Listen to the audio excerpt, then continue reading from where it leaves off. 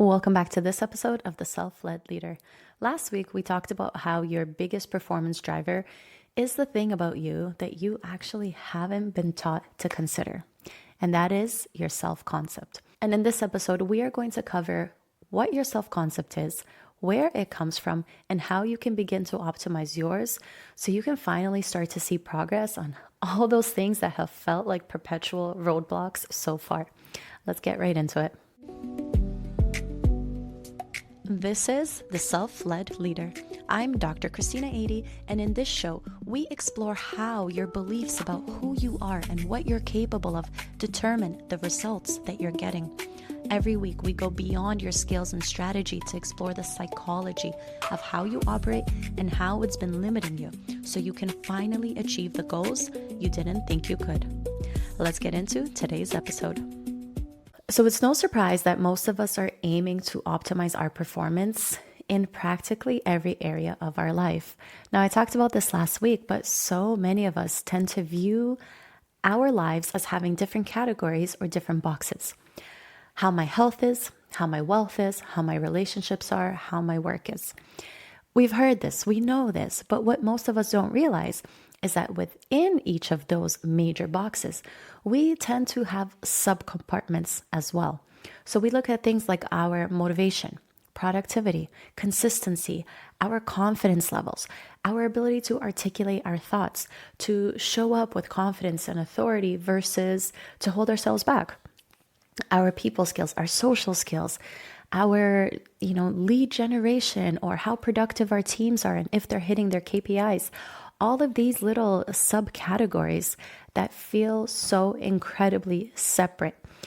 And let me know if this is you, if you get overwhelmed just thinking about this thing and that thing and this thing over there and perpetually feeling like there's something to do, there's something else to work on, and there's something else to optimize. And I know how frustrating this can be because I've been there myself. And so often it feels like you have to have a separate strategy or a separate workflow for each of these subcomponents. So you look at your consistency and wonder what strategy you're missing to be more consistent there. You might look at your productivity and wonder what strategies or skills or new AI agents or whatever else you're missing to increase your productivity in that area. You might then look at your confidence and wonder, how can I improve my people skills? What am I doing wrong? Am I destined to be perpetually shy and not be able to articulate my thoughts in a meeting or in a client session? And it can be incredibly overwhelming. And then you bring all those pieces back to yourself and you look at yourself like a fragmented mirror and say, this thing is broken, this part is broken, this needs to be optimized, this isn't ideal, and on and on and on. And that's a very fragmented approach that makes us question ourselves. And in each of those cracks, there's an opportunity for doubt to creep in. And so if you find yourself overthinking, overanalyzing, flip-flopping between strategies, having the craving for one more course, one more book, one more podcast, one more thing before I feel finally ready to take charge, maybe it's time to throw all that out the window and have a completely new approach. Maybe it's time to be done with the fragmentation, because when we are looking outside in, it is never a sustainable approach towards true behavioral change that will actually lead us towards not only the goals and outcomes we want, but that inner world that we are craving, the inner feeling that comes with accomplishing those goals. But when you are driven by the external goal, it is so easy to forget about what is happening internally within you and just assume that the internal will change when the external does. But that's not always how it works. And in most cases, that's not how our psychology works. And so I know for myself, my whole life, I've been an overachieving, high achiever, all the achieving boxes. And it was always the next goal, the next milestone, the next thing for me. And part of that was, traditional societal goals of getting the degree or getting the job or hitting a certain salary increase. And part of that was always internal as well, in terms of, can I keep pushing myself to that next goal? But there's no space in that approach for your inner world to actually change and shift beyond pushing and hustling and having your vision geared towards that external thing that's motivating you. And so what would happen consistently in my life, and maybe this is the same thing that's happening to you, and maybe the pattern's there in your life and you just haven't noticed it yet, but I would achieve these goals and feel dissatisfied. And I would just aim for the next goal and push myself for the next thing. I remember one time I was around 18 or 19. I was a university student, still new and fresh to the corporate space. And I was able to obtain a really, nice, prestigious summer job for a pharmaceutical company that was, outside the norm of what a typical student summer job looked like. And it was a really interesting experience because I had multiple, coworkers, colleagues, other people in the organization who came up to me and asked me how I was able to obtain this job because they had never seen anyone external get hired. The only summer students who had been hired traditionally were the children or the students of the parents who were employed within the company. And so it was very strange for them to see me as an outsider get the job. They didn't even know how it was possible. I didn't know that I wasn't supposed to. But it was an interesting experience to be like, wow, like this is an achievement. And then within a few months to just feel so incredibly bored and think about what's my next thing. And one of the biggest experiences that really shifted my life and my perspective on this, and this is still a journey that I'm going through now and really trying to be more intentional with my goal setting and my inner world. But I had spent 2 years getting my master's and then an additional 5 years getting my PhD while I had 2 babies at home during COVID, after COVID, the whole thing. It was a very incredibly difficult experience. And it's something that I didn't even think I would achieve, even though in the back of my mind, I always wanted to see how far I can get in academia and if I can get a PhD and possibly, teach or get a professorship one day. And it was quite an interesting experience being in the pursuit of my goal, recognizing that it wasn't necessarily something I wanted anymore. I realized pretty early on that academia wasn't going to be the path for me. But I love knowledge and I love learning and I love the research component. And I put in so much time and effort, and preparing for my dissertation was an incredibly stressful experience. I honestly wasn't sure if I would even pass, so to say. When I passed and they told me that, I'm now Dr. 80, and I came home and I just remember feeling so incredibly empty. And for the next 2 to 3 days at least, I felt so incredibly drained and so incredibly empty. And I remember a moment where I just wanted to cry, and I was thinking, like, what was it all for? I had spent all of my 20s in school, thinking about school, working really hard to be able to get into graduate school. I had spent all my 20s essentially in school. And then I had hit my 30s, and I was so adamant that I wanted to finish my degree and to become a doctor before my 30th birthday. And I accomplished that. And I was like, well, now I'm starting my 30s. And what was it all for if I feel so incredibly empty inside, if this goal was so unsatisfactory? What did I do with the last 3 decades of my life, right? And I think this is an experience that so many of us have because we don't recognize that it's not the goal that fulfills us. And I know that sounds so incredibly cliche, but my take on this is that it's not just the goal, it's our interpretation of the goal and our relation to it. Because I think a fear that so many of us high achieving individuals have is that if we slow down, we just won't want it anymore. It won't feel the same. And that often feels scary. And the thought of not working towards something, the thought of coasting by or getting by your life without achieving these big goals because you didn't push yourself hard enough, to many of us, that actually sounds worse than the thought of missing out because we did try and we did push ourselves. And so my perspective on this is that it takes such an incredible shift in your own perspective, in your own understanding of your relationship to your goals. So I don't think it's about stepping back. and enjoying the process. And I don't think it's just about hustling either, but it's about getting very, very clear on why exactly you're achieving or working towards specific goals, what it is that is supposed to bring you or fulfill within you, but then also understanding why those goals specifically. And I think that is the part that not enough people look at. And so let's get into our self-concept. When I was a child, as most parents do, they come up with cute little fun nicknames for their children.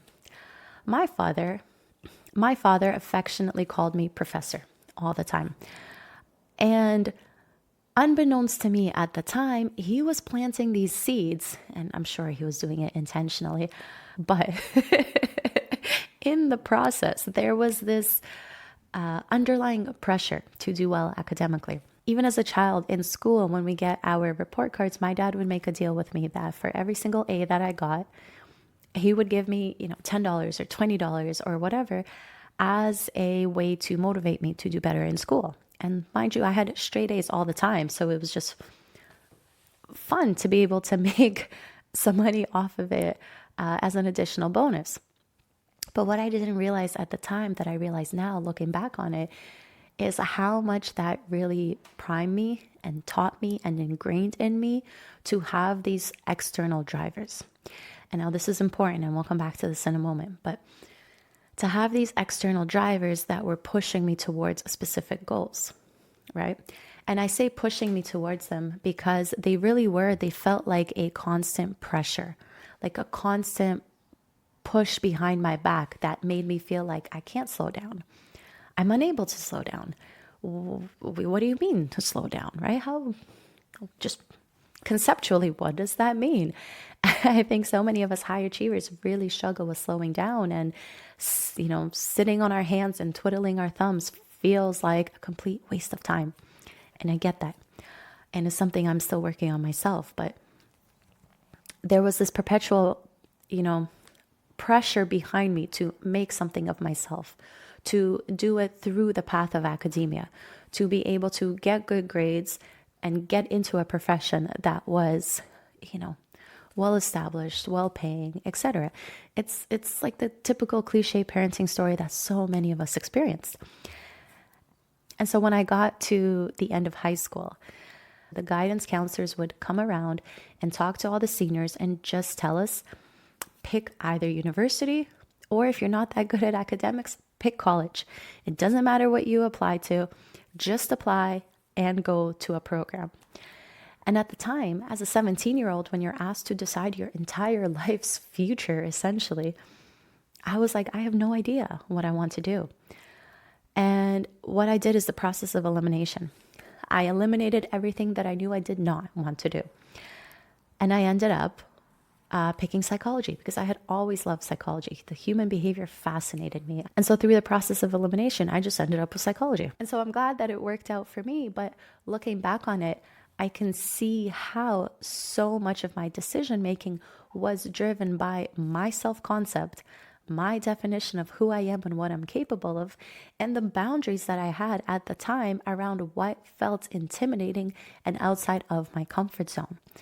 And this is one a very clear example where it seems almost trivial in a sense, but it literally can alter the course of your life. So in my case, I had not felt comfortable taking science courses.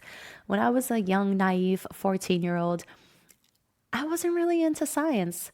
And so I stuck with my comfort zone and what I knew I liked, which is psychology, rather than truly considering other domains that were a little bit more outside of my comfort zone that I possibly could have pursued and possibly could have thrived in.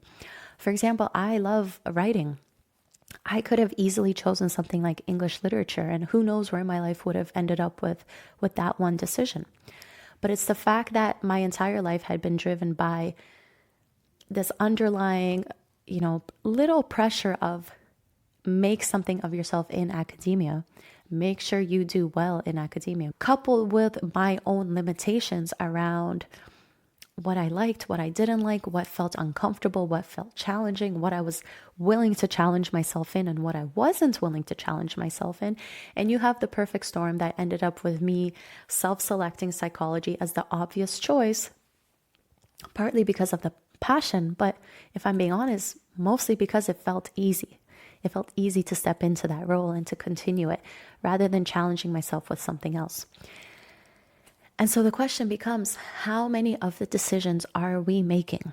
How many of the decisions are you making on a daily basis that are driven by your interpretation and your definition of what's comfortable for you, the scope and the boundaries of what you're willing to try, and how much comfort versus discomfort you're willing to tolerate? And so it might seem like these trivial moments that we encounter on a daily basis, but in reality, each of these trivial moments is shaping and changing the trajectory of our lives, often without us noticing. And one of the easiest and clearest ways to see this happening is through something that is so incredibly important and meaningful to us. And for most of us, that is our careers, our businesses, our jobs, because it's something we've pursued with our life. Often for many of us, even if it's just a job, it's something that you're spending so much of your time and energy doing for so much of your adult life. But if you're more in a leadership role, responsible for other people, if you're running your own business, if this is something that is you're passionate about, your livelihood depends on, but this is literally your life's purpose for so many of us, then I think it's worth sitting down and questioning and taking the time to consider how much of that, of the outcomes that we're seeing in this domain, in our business, in our career, how much of it is being restricted by ourselves without us noticing. And so let's unpack our self-concept a little bit more. Our self-concept is the driver of so many of our life outcomes and the behaviors that we choose to engage in and the things we honestly choose not to do. When I first started my business and I was considering what it is that I wanted to do and what it is that I wanted to help people with, self-concept was one of the things that was always top of mind for me. And it took me a while to really come around to the idea of making this a core part of my philosophy publicly and sharing it so openly, because I wasn't sure if people would be receptive to this work. But the more that I work with clients one-on-one and the more that I have these conversations, the more that I see that this is something that is so incredibly impactful and honestly so incredibly needed. And I think for me, because I had spent at least a good 5-6 years deep diving into research on self-concept, I had honestly read probably hundreds of articles at this point talking about different bits and pieces here and there, that it feels so obvious. But for many people, this is probably the first time that you're coming across it, especially in a more academic sense that's not just compressed, conversations around identity. Or I know in the spiritual space, if you're spiritual, if you're into manifestation, if you're into personal development, there's so much work and conversations around just change your identity, right? You have to change your identity first and everything else follows. And I agree with that. And I think part of that work is extremely necessary. But I think your self-concept goes beyond your identity. For me, I see your identity as just how you see yourself, who you think you are. But your self-concept specifically is not just about how you see yourself and who you think you are, but it also has that additional actionable component of what it is that you think you can do, what it is that you think you can't do, and where it is that you belong in. So it's this puzzle with these different pieces that really shape the picture of exactly who you are, what your role is, and where you should be in your life in terms of what you should be doing, who you should be surrounding yourself with, and how you should be, acting or carrying yourself for simplicity. And so your self-concept is core to who you are. Having the definition in place, I think it's really important to talk about how your self-concept is formed and where it really comes from so that you understand why it is what it is. If you think of your self-concept as a puzzle and all the different pieces put together, well, the actual picture on the puzzle was drawn by someone else. It was sketched in by other people. And it's you who then colored in the different bits and pieces and put the final touches onto it. So here's what I mean.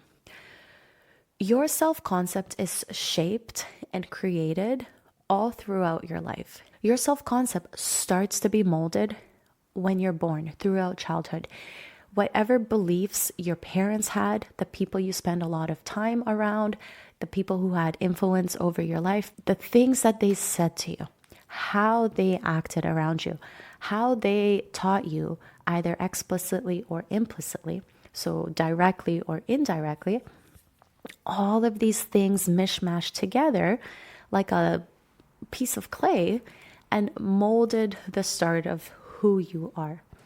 But then as you go through life and you have different experiences, all of those continue to chip away at the clay, and they either reinforce specific parts or carve out new ones. And so if we were to simplify this and you were to ask, well, Christina, what influences my self-concept? The short answer would be everything. Now, for the long answer, I like to simplify this into three core categories: first-hand experience, second-hand experience, and third-hand experience. So first-hand experience would be the things that you've actually lived through. These are interactions you have had, things that were directly told to you, comments that were made to you or about you, right? These are the things that you've lived through that have then shaped what you think is okay, what you think is not okay, how you think you should act, how you think you shouldn't act, all those little things. And it's incredibly interesting, but also a little sad to consider how early they start in childhood. And so if you were fortunate to have a ton of good examples and open-minded parents, then your self-concept would likely be a bit more positive. Now, many parents have incredibly good intentions, but often with their own limiting beliefs, depending on the level of personal development that they have done, their level of open-mindedness and what they think is possible for you. Many parents have good intentions, but unknowingly pass on beliefs and ideas and perspectives that then limit your self-concept and make you think that certain things are not okay or not possible or should not be pursued. So for example, I am a mom of both a girl and a boy. I have a son and a daughter.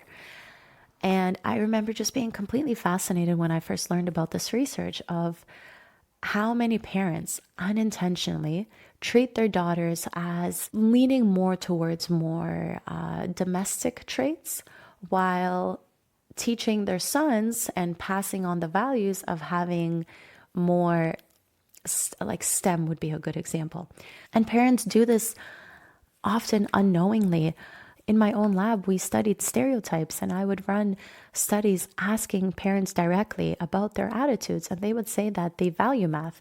They think math is important.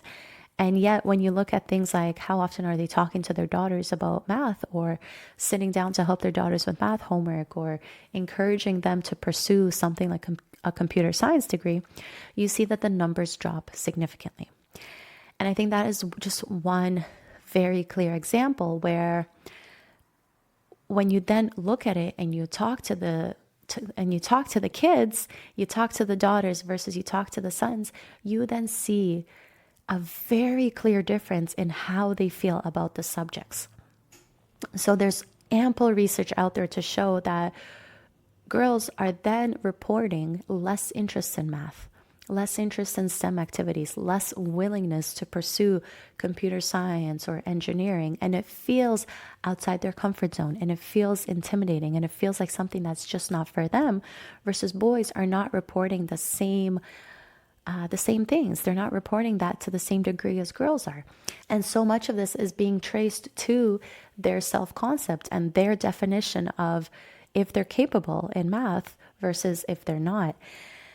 And there's so much more nuance that we can get into when it comes to things like stereotypes or academic stereotypes or capability and things like that. But self-concept in the research has been shown to be a clear driver of whether girls choose to pursue something like a math degree versus something like an arts degree.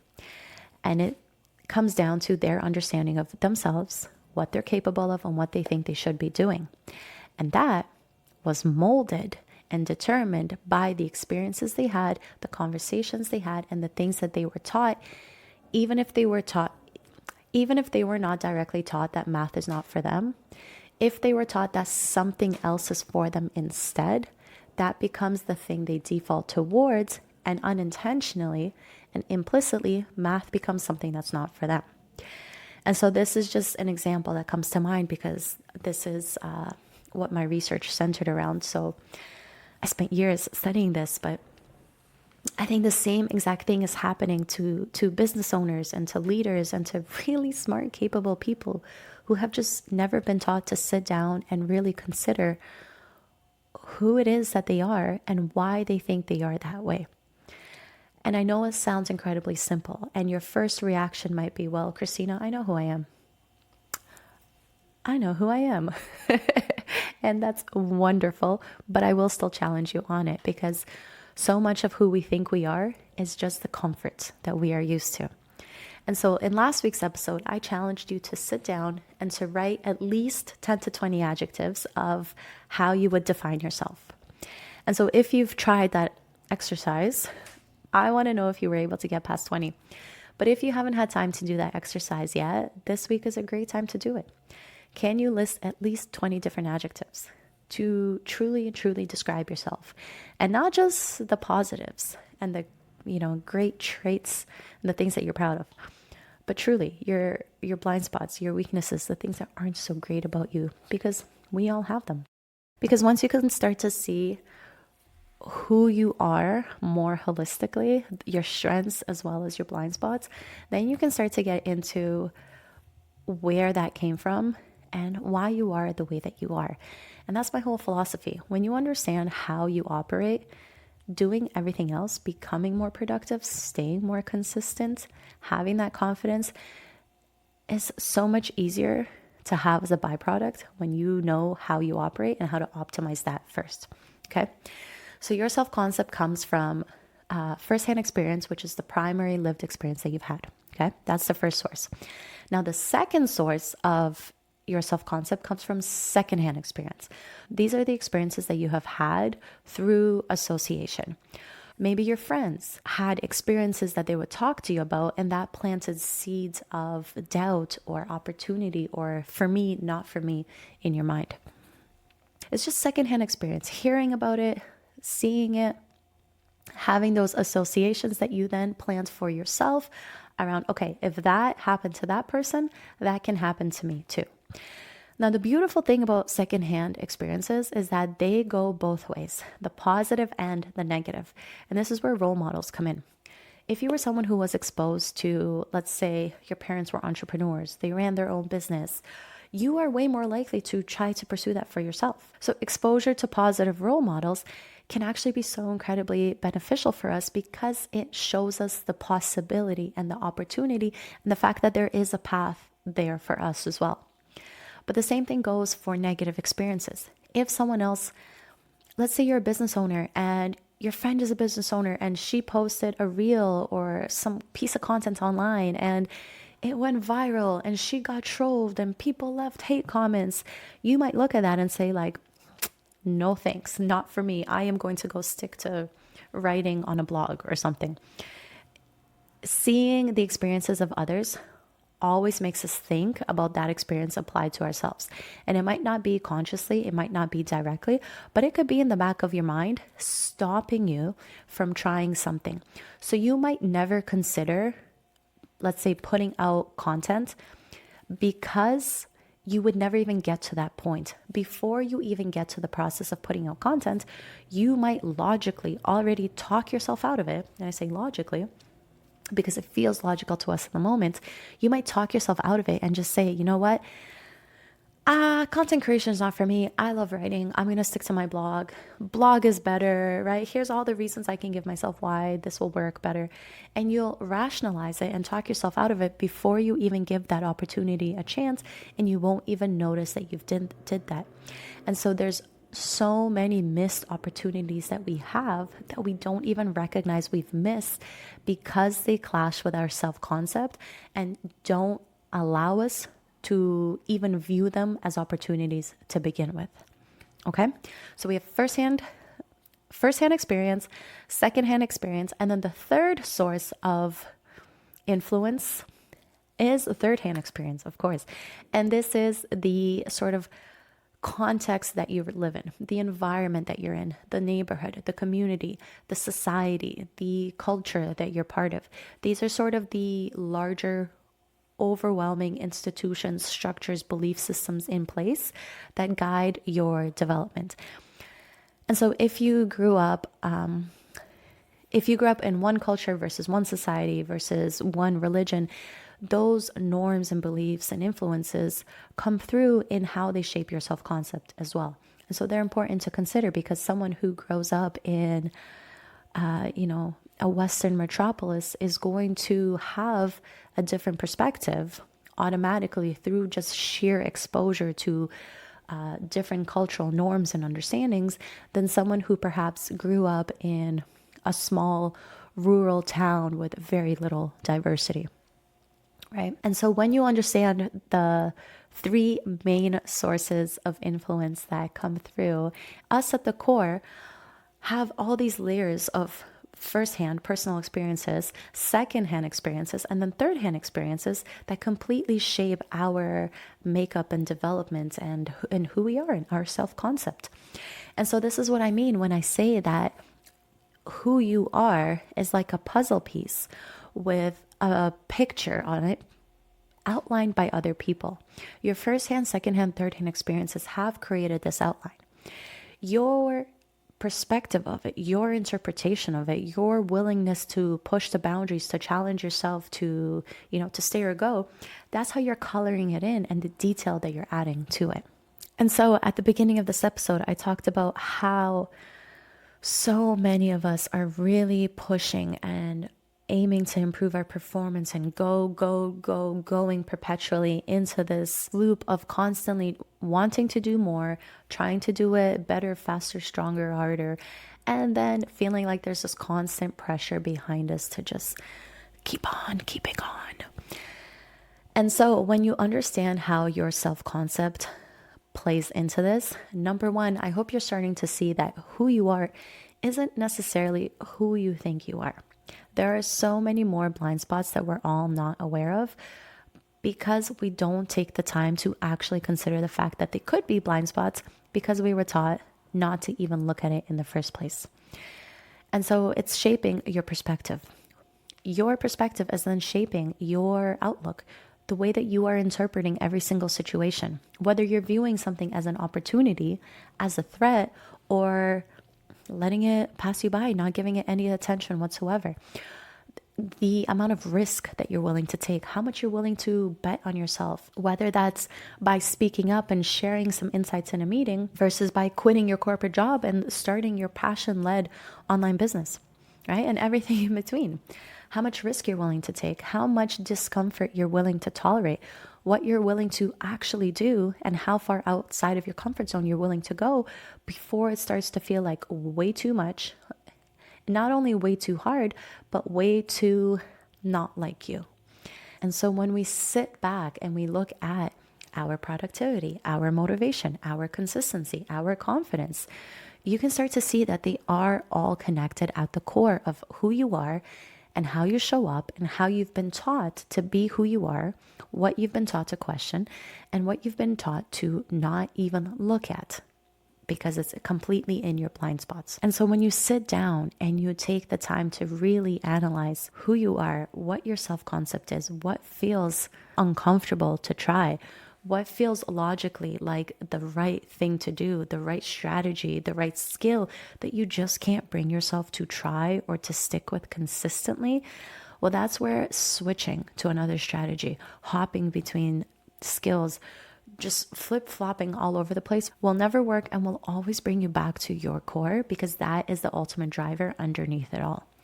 Because if fundamentally I don't think that I should really be doing something, or that goal that I actually have clashes with the values that I've been taught to have, like there's so many excuses that we come up with that justify our own limitations when the limitations are our own self-concept.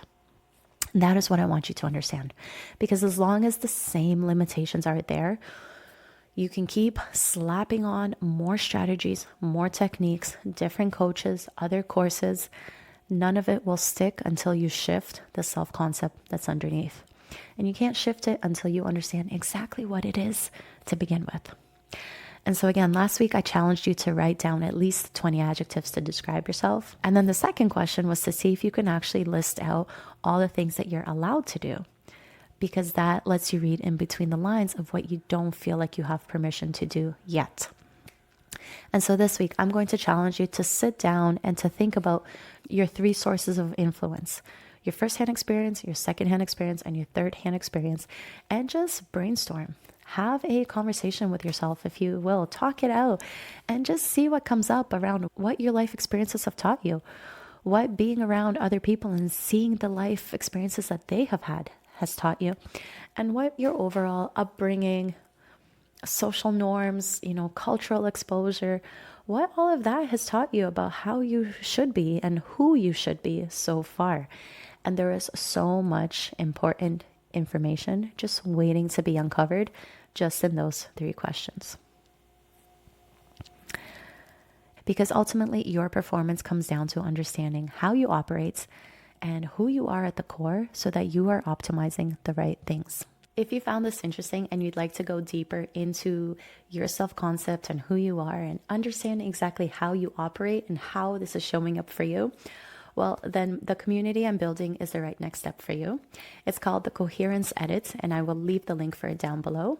It's open to the founding members now, so you can come in, check it out, and then cancel anytime, as it's on a month-by-month basis. The goal of it is to help you understand how you currently operate so that when you learn the strategies of improving your presence, your communication, your performance, all these external factors about yourself that affect how you are viewed in your career and how you show up in your business, you understand exactly what to change and why, because you first took the time to develop that self-awareness. And so the link is down below. Feel free to check it out. And I am excited to see you on the inside. If you have any questions, reach out to me and I will see you next week.